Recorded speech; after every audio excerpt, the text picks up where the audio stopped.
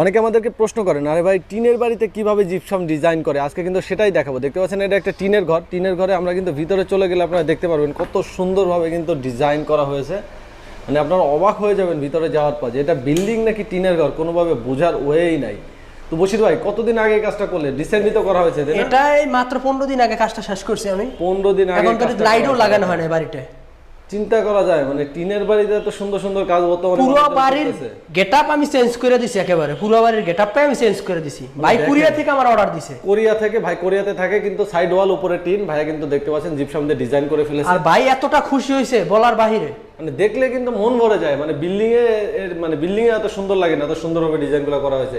এগুলা কত টাকা স্কয়ার ফিট আপনারা কাজ করে থাকেন? এগুলো পার স্কয়ার ফিট 300 টাকা ভাই, মাত্র 300 টাকা কাজ করে মাত্র 300 টাকা স্কয়ার ফিট, 3 সেলের জন্য। আর টিভি ক্যাবিনেটের খরচ কেমন পড়বে? এরকম একটা টিভির বক্স করলে 25 থেকে 30 হাজার টাকা মাত্র বাজার রাখতে হবে। আচ্ছা, যে কোনো প্রয়োজনে বশির ভাইয়ের নাম্বার দেওয়া আছে স্ক্রিনে, আপনারা ওই নাম্বারে